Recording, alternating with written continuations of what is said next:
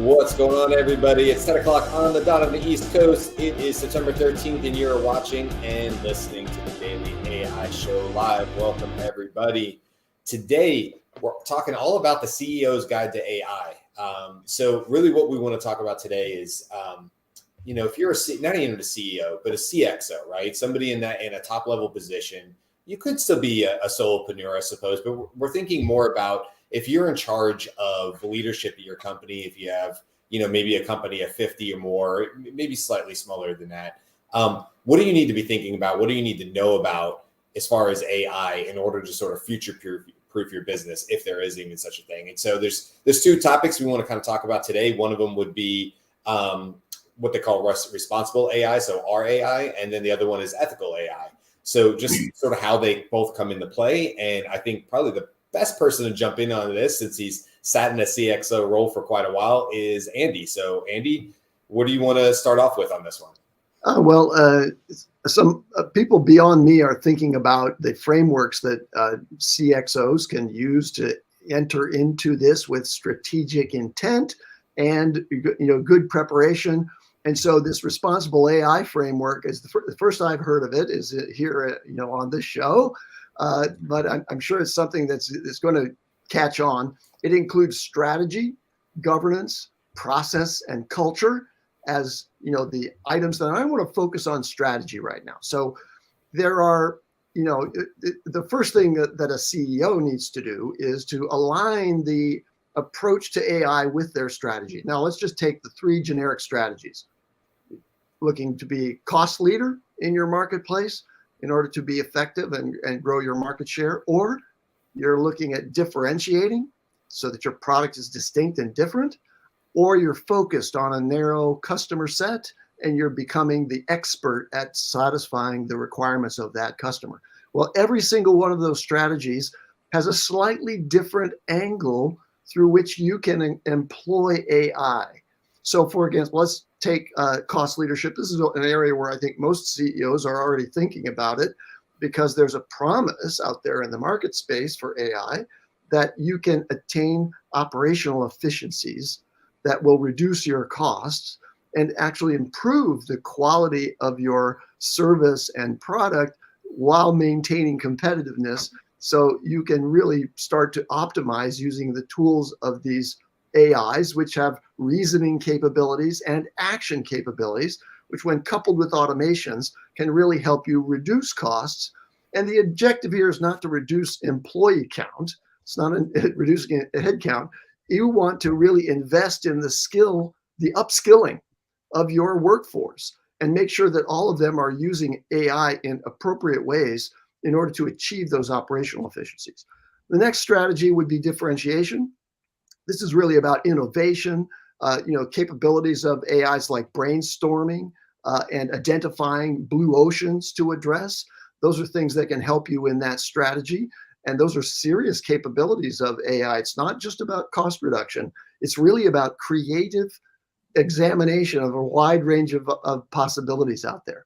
Finally, on focus as a strategy, you want to be expert at let's just say what you want to do is personalize your approach as a marketer and as a service provider to that area of focus that you've identified. And AI can certainly help you with that. So you've got to pick your strategy or identify the strategy you're already pursuing, and then use AI to amplify that, to help you and your team, like get the team using it. And I'm a big advocate for beginning now, the steps that you can take. And we can talk about this later in the show, and I'm sure my colleagues here will have some ways to suggest how you can get your employees to be actively engaged with these tools in order to improve the capabilities of your overall organization. There you go. Like mic drop. That was awesome. Yeah, that was good. I wonder, Andy, just as a follow-up question for me is, we talk a lot about you need top-down support, you need bottom-up support. I mean, I think we've hit both sides of it, with your experience and what you did at, Fit8 and other experiences you've had in that, that CXO role, how important do you think it is when you look towards the future of AI to have that top-down support? And what does that look like to you in order to implement that? Yeah, so the top-down support is really essential because there's fear in the workforce. There's fear that AI and its use will second them. And that's not really going to happen if, and only if, they have an optimistic, enthusiastic, and supported approach to learning themselves how to exploit the benefits of AI. So top-down approach really means you're going to be a cheerleader for AI, and you're going to be one of the key steps is to identify those people that are already excited about this area and encourage them. Provide encouragement, not only in the form of your personal attentions to the people who are actually taking advantage of it, but also some money. Make some investments in supporting this, because it does cost a little bit of money. Don't make that a burden that each individual employee has to bear themselves. This is an investment in the capabilities of your team. Ah, love it. And that kind of goes to what you said, Carl, as far as like finding those internal champions. You've talked about that a lot with, your business model, as far as, that's the best way in a lot of times, is to find those champions and sort of land and expand. And it seems like that kind of goes along with what you're saying, Andy, about, supporting those internal champions from inside the business as well, and not making them feel like, like you said, I know I feel it some days. There's definitely been costs that I've gone to my company scaled and said, hey, I've been paying this $20 for ChatGPT Plus. Can you take this off my plate? And yep, we can do that, Brian. You're using it all the time. Now, other things like a Midjourney or a 11 Labs or whatever it is, these things kind of add up. So I even feel the pressure. I feel the pain, not the pressure, the pain sometimes, is somebody who's like actively trying to be at the cutting edge of AI to figure out how it can make me better at my job. And I'm lucky that I do have internal support, but I also deal with clients all day long, from the LinkedIn strategy side to the AI side, who say, Brian, I would love to be able to do what you're telling me, but I'm going to get slapped on the wrist if I even try. And that's unfortunate, Yeah, that's a good point. You have what Andy described, the CEO's kind of the C-suite's role in helping to create an environment that's safe for him. And then you have companies that just don't do that. And it basically, you can't do a bottom-up approach if you don't have the top-down. It really does start with leadership, which gets to what I was going to talk about is, the C-suite, the owners, those in specifically responsible for setting strategy. I think when you're talking about safeguarding tomorrow's businesses, that's going to be something that I think is going to be needed to be folded into the mission, vision, and values, the strategy as well, and the responsibility of seeing the vision of the company. What I'm saying is all that is how is your product and how is your service being impacted by your consumers? Is your product and service volatile enough that AI will make your clients go to an AI solution over you? Now, obviously, if you're buying, an energy drink or a beer, it might not be as affected, but it might be to some degree. So I think that the leadership really needs to look at how their clients and customers are engaging AI now or in the future, and pivot now before that happens, before they lose market share. So Robert, I wanted to jump in there because our company right now has what's called homecoming. So, we get everyone from around the globe coming to Calgary to, talk about usually, what's on the horizon and so on. And it's funny because yesterday was, all our C-suites talking about, the various priorities. And remember that when Google had their announcement and there were memes about how many times Sundar said AI. Yeah. It was literally the same thing yesterday. AI, like from our CFO to our CEO to our CTO. And I think too, they can, now this could be for different industries and different companies, but I think there's a little bit of a hint and worry that even though, we're the leaders in the market in our industry, it's not going to take very much, right? It's not going to take very much for AI to come in and look, certain softwares and just like, do you need a company of X people? Can you create a company of 10 people to take on a company of 1,000 people or 2,000 people or 3,000 people. So I think as leaders of the business, you have two things to look at. One is, if you are the leader and have a huge enterprise, you better start pivoting your people and encouraging to use and encouraging integrated into your products.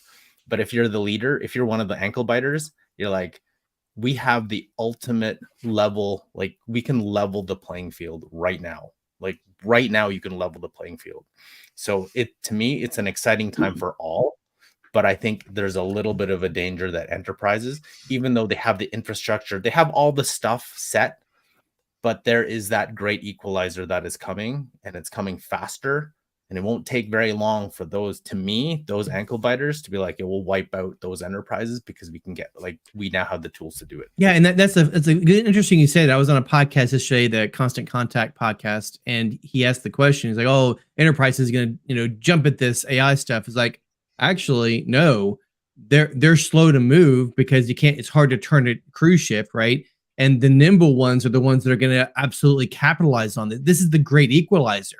And to your point, Carl, I think that's really where people listening to this podcast, or if they are, that's the beauty of this particular state. The enterprise, we're going to do it, but they're going to be slow to move. It'll be next year, and they might not be able to implement it as effectively but you'll be able to do a smaller team and actually get to a competitive level with some of your competitors who are double, triple your size. On that point, the great equalizer idea.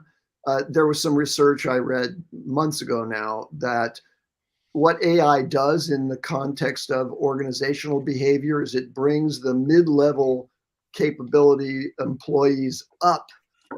It doesn't change. If you've got your A players, those A players, they become A+ players. Mm-hmm. But it's the Bs and the Cs who suddenly are at B+ and A- as a result of the ability that's extended through AI. So here's another thing that sorry.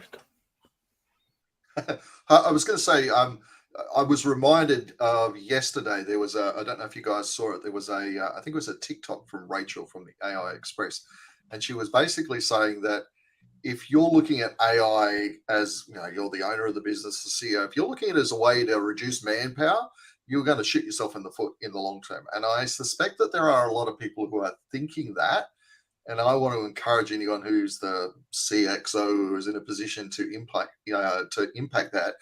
Think very carefully before you just willy-nilly get rid of people, because that will come back to bite you in the posterior, if you know what I mean. The other thing also is that, just what Andy said about taking B players and C players and raising them up.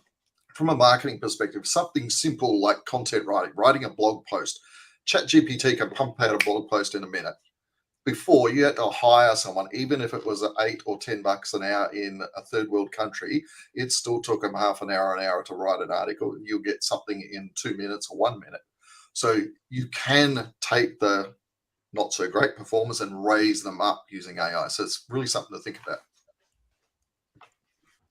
Yeah. I want to make one other point, but before any CEO or CXO out there starts feeling like, oh, urgent, gotta move now.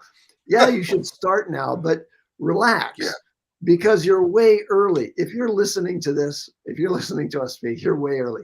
I read this morning that in the United States, between character AI, which is really up and coming, which is largely used by young people on mobile phones, and ChatGPT, there's approximately 10 million monthly active users. That is tiny. And the 6 million is the representation of what's probably happening among employees that you already have who are active on ChatGPT, on OpenAI, and using it. And they're using it in rudimentary ways at this point. There's a level of sophistication that's achieved through prompt experience and prompt training to leverage and amplify what you can do with ChatGPT and others. And this is all going to emerge very quickly as the big players, Microsoft. There was an announcement today also. Salesforce, Salesforce is launching their apparently quite expensive but very replete system for everyone who's using their CRM systems. So it's going to happen, but you're so early to the game. Take your time, do it strategically, and make sure that you're not resistant to it, that you're encouraging your employees to do it. Just don't procrastinate. What I would So say to that is here's- like just to add to that real quick, and what you were saying, Andy, and what you were saying, Robert, is like also I think a lot of people think the first step of AI is somehow using AI. And it's not really. It's like I think when I hear when Robert's talking about enterprise, like or the ankle biters versus the ankle biters, could a highly efficient team of 10 move faster and more nimbly to compete with a 200 or 2,000 employee company? Yeah, we've seen that. We've certainly seen that in the past where they're able to move faster, adjust, pivot, all those good things. But I also think for the enterprises, like if you have good leadership, if I was in leadership, I would be at this point saying, okay, it is early. I don't have to have all the AI solutions right now. But what would be super helpful is if I started talking to my next level down leaders and then maybe next down level. So, directors and then managers and saying, okay, here's what I want you to do. I want you to start mapping out all the processes that are part of it. If it doesn't exist, it needs to exist. Let's create a Notion page. Just whatever we got to do internally and start talking about what these individual pieces look like, because ultimately when those are identified, those will be the actual individual pieces that then could perhaps be replaced by an AI solution. But if you just know this machine runs forward and you don't really have a strong from leadership understanding of why or how, it would be a great exercise, I believe, for any leadership to really start digging in deep and saying, hey, we can see just over the hill, which is I talk about all the time with AI. We can peer over the next hill. We may not be able to see the full impact of what's coming, but all of us, all 7 of us, have a decent idea of what is in fact coming. We can see just far enough ahead into the future.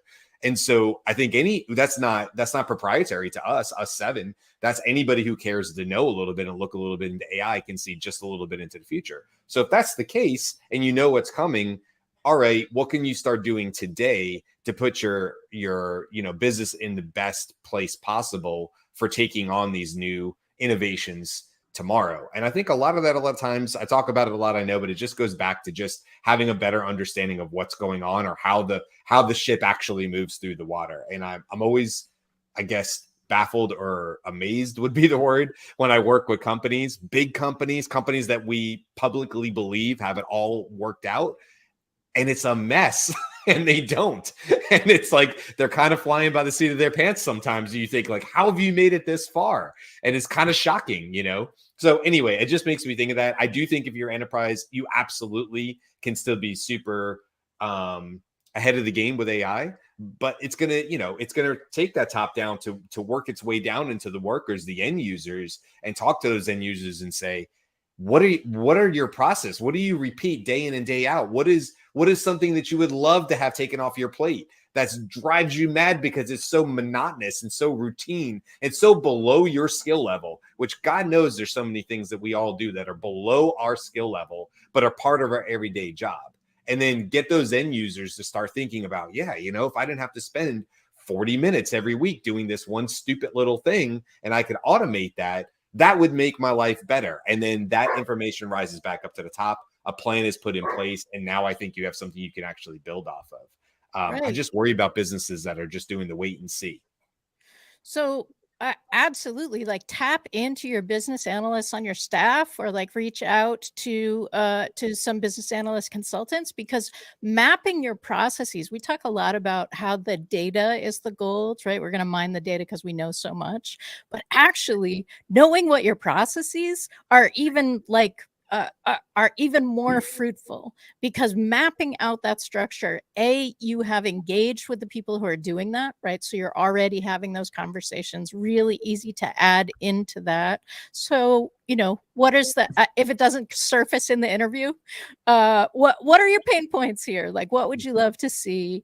And they're seeing, the people who are doing the tests are already seeing opportunities for where AI could be more efficient. It could be exciting to them. It could be fearful, right? But those conversations are not only really fruitful, like good. You're going to see all these opportunities, but you're also going to start the process. And again, that's not adoption of AI yet. That is prepping your house. And there are all kinds of efficiencies that you may see in that don't involve AI, right? Like it's It's good for it's you a anyway. process. Yeah. I mean, it's a process that, Yeah. that may pay for itself without doing anything else, right? I have a visual for that mapping process. Let me, if I can share that. Give me a second here. Sure. Yeah. So Andy, while you're pulling that up, I just want to, there's one thing that that I've seen, especially from our company, where even if you give people the tools, and even if the CEO and all the C-suites say you should use it, there's too much stuff to use, right? So what I've seen is, oh, you should use it. I use it. These are the things and there's no specific things you should use it. We should use it for coding. You should use it. I think you actually need to have either education teams to educate them on, how to prompt, how to, like, if they're in design, how to use Midjourney, like all the different things. Because if you give somebody, even if you just give them, hey, here's the enterprise version of ChatGPT, like everyone else, you're like, oh, I'm just going to ask it to do something, like Google it, and it'll write, oh, okay, it's okay. But how do you get them to actually integrate it into the workflow? And you're right, Brian, you need to actually do it. Like, hey, what are the tasks you need? Like, how can it improve your efficiency by 30%, decrease the repetitive task by 40%? But you actually have to go out and do it, because even if you passively let people just do it, it's too overwhelming. They don't know where to start. Right. How does right? Marketing AI Institute, on their podcast, they mentioned this. And I like to think of it like, right now, if you're hiring an accountant and they don't know Excel, I mean, you're not going to hire them. It's like it's a foregone conclusion. If you're going to hire a graphic designer, they better understand Adobe Illustrator and Photoshop, right? But now you're taking in a technology or a tool and you're thrusting it upon existing workforces and saying, here's a new tool. And without any training, like you'd better, and there's going to be a whole new AI ops, as Rachel is a big fan of, but other roles, other opportunities for companies to come in and basically be those trainers to onboard the employees in these technologies. Because you can't just say, turn on Copilot and be like, have fun with it, because that's going to happen. And you're going to have a rollout. I don't think Microsoft has the bandwidth to train every single user of their platform. No. Okay, before we shift topics, I just want to share this quickly. This is a business functions map, and you can see this is like the exhaustive list. This is from something called Lean IX, Lean 9, I suppose. But anyway, that's the idea. Look at every function and list every business process that's in your organization. It won't cover all of these. But that's the first step that Beth was talking about. Yeah, not overwhelming for a lot of businesses. I would like to make sure that we take just a couple minutes to talk about the other of the key point that we're trying to cover today, and that's ethical AI. I'd love to hear everyone's thoughts on that. I'd like to start off with talking about having one of the main things about ethical AI is to have human-centered design. And we kind of touched upon that a little earlier about making sure that we make sure that moving forward that we have humans in the loop, right? And that's a common saying amongst our community for multiple reasons. And then just cover a couple of the general ethical principles that we want to make sure that are employed in our AI system, like transparency. Want to know how the AI came to its decision or its response. Things like accountability and sustainability and things like that. So please, what are your thoughts? I mean, the obvious one to me is, and it's not sort of super high on the list of ethical, but it's still important, is fact checking. We all know that AI does hallucinate. So if you're putting content out there, whether it's marketing or otherwise, you want to make sure that somebody's checking to make sure that it's accurate and there's not some woo-woo weird stuff that ChatGPT just decided to throw in because it was bored. So, that might, if nothing else, that helps you not look so bad in the public eye, if you know what I mean. Yeah, I think for me, it's like if I'm a CXO, I'm going to be focused on, equity and making sure that in a world where there's a lot of work from home or hybrid and stuff like that, really diving deep and making sure that there's fair, access for different socioeconomic reasons on your workforce for people who have access to these tools. For instance, we know that Aaron has talked before, he's in Australia, doesn't have access to Claude. Well, that could be a very big hindrance to Aaron if he's on a team and that's not being brought to light. That Aaron would now have a disadvantage if the rest of the team is using Claude and he doesn't have it. Or we can look at it from the financial side of things. These tools do cost money, as we were talking about at the beginning. And so if the rest of your sales team has chosen to pay $20 extra a month in order to have GPT-4, advanced data analysis, all the plugins, access to the internet, that's pretty damn huge. And if somebody else is also on that team, but maybe we don't know, and they're, it's month to month for them and their family, or they're taking care of their elderly, or whatever the reason is, and $20 extra a month is just not on the table. I think as your executives, you need to make sure that there is equity when it comes to AI, so that if you're championing it from the top, sure, but you also have to make sure that everybody has equal access to the tools that you're saying are the ones that are going to change the difference. Otherwise, people are going to find themselves out of a job because their performance and their efficiency is going to suffer in comparison to their counterparts, and it may not be their fault. Yeah, And so there's a although I better- would partially agree, I would say there's also the opposite of that you got to be careful of, because are you going to deny access to those who can afford to pay it on their own if you decide you're not going to pay for it as a company? Because then you're like, no, you don't do that. That's terrible. That's like you're basically penalizing people for taking initiative and spending their own money to go out and use a tool. So I partially agree that yes, you want to make sure that it's equal across the organization, but if you decide not to make it across organization, you pay for it, then you can't forbid people from using it just because you're trying to protect the few people that don't have access. There's economic ways to make it accessible in the organization. And one of the ways to do that is to have a central account, a company API key, and express access through Slack or some other tool, and allow everybody to use it for any purpose, whatever. And then you will see, maybe Slack doesn't do this exactly, but you could easily see what the traffic level is by individual, but you're not paying $20 per seat for people who aren't using it. So it's not That's the simple. Point. It might be simple to just pay for everybody's account with the Open API, but that's not probably the best and most economic. So here's an interesting thing too. So let's say the company, gets an enterprise license, but it isn't GPT-4. It's only 3.5 for everybody, and then it's 4 for a couple people. We all know the difference between 3.5 and 4, right? The gap that's there. So what happens then? Like, who do you provide which? Like, and that was, to me, was interesting, where I've seen some companies provide 3.5, like, we can use it 3.5, and then there's some people who are like, 3.5 is not good for me. I can do better, so I will pay the $20 for the 4.